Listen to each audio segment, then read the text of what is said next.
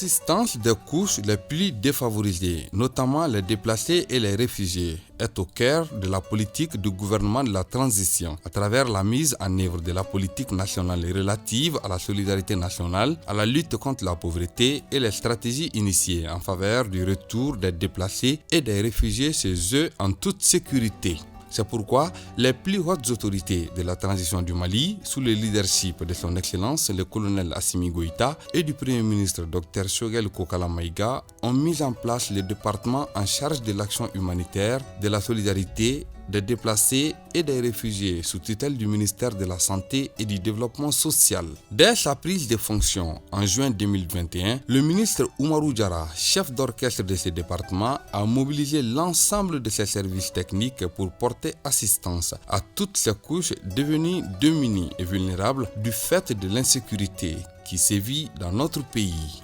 C'est ainsi que les différents camps de déplacés disséminés à l'intérieur de notre pays, ainsi que les camps des réfugiés chez nos voisins, font tous l'objet d'attention et d'assistance par les services techniques de la Direction nationale du développement social qui ne ménage aucun effort pour être auprès de ces populations. Dès ma nomination, nous avons entrepris beaucoup d'actions en termes d'actions institutionnelles. Il y a eu la loi de l'employabilité des personnes handicapées que nous avons fait passer avec honneur, la loi par rapport au PPI de l'État que nous avons également fait passer au niveau du Conseil des ministres. Dans le cadre de réforme de l'action sociale,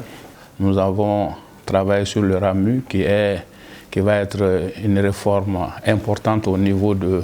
la CANAM. Nous avons fait des sorties sur le terrain pour mieux cerner le problème, qui nous a permis de comprendre en profondeur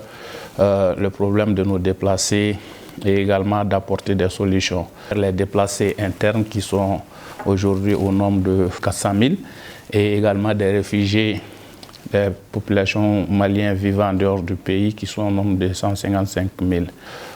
Et la plus grande satisfaction est que l'ensemble de ces populations aujourd'hui se sentent considérées par les autorités.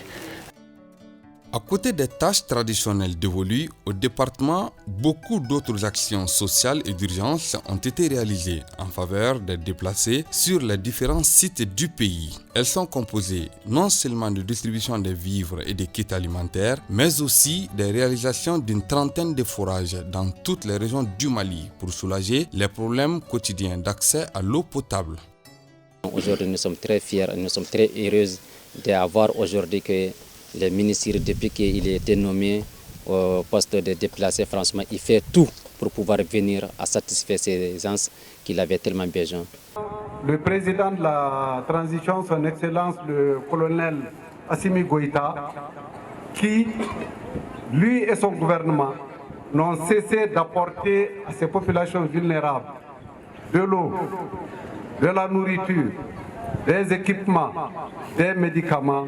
et tout ce qu'il faut pour donner un sourire à ces populations vulnérables. Après des parcours de milliers de kilomètres et à partir de l'aéroport, sans arriver à son bureau, dont d'ailleurs le bureau est plein de poussière parce qu'il est constamment sur le terrain, venir directement dans le site ici pour voir les déplacés, présider à des cérémonies et faire des remises de dons. Monsieur le ministre Albarka, les Peuls, les Dogons, les Bella, tous les déplacés à mon nom vous disent Albarka, grand merci.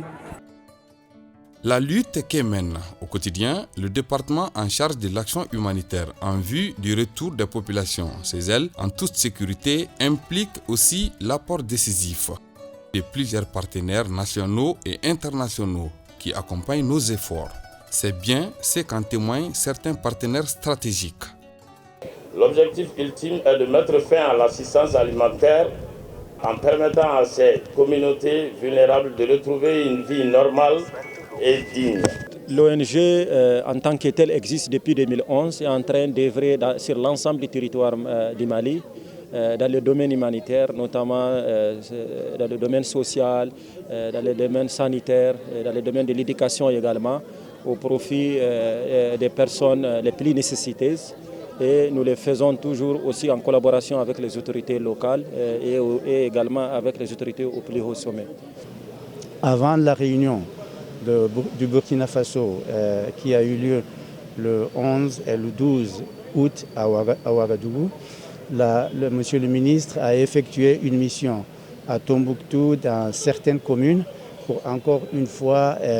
voir ce qui se passe là-bas et puis pour pouvoir passer ces informations-là aux réfugiés maliens. Pour la période de juin à décembre 2021,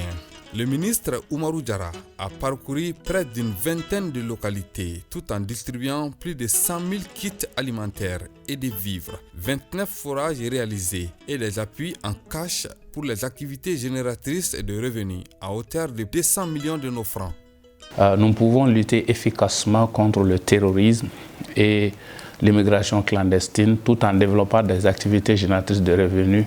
permettant au soutien des familles non seulement de ne pas être tentés à suivre les esprits obscurantistes, mais également de les maintenir au niveau local pour leur permettre d'être productifs. Donc à ce sens, nous avons pu assister à peu près 200 jeunes, y compris les familles des victimes des tueries du 10, 11, 12 juillet. Dans le cadre du retour de nos compatriotes réfugiés, nous avons eu à signer des accords tripartites, d'où le contenu de ces accords engage non seulement l'État malien, mais également les pays d'accueil pour une meilleure prise en charge de ces populations déplacées et enfin de créer les conditions de leur retour sur le site. Donc pour cela, nous avons eu des visites de travail à Gao, à Tombouctou et au Burkina Faso, enfin pour le bien-être de notre population. Je souhaite que cette nouvelle année 2022 voit un Mali uni dans sa diversité culturelle, ethnique, religieuse. Nous consultons ensemble, nous sommes forts. Les cabinets du ministère en charge de l'action humanitaire comptent à renforcer la prise en charge des déplacés internes du fait de la situation sécuritaire dans notre pays.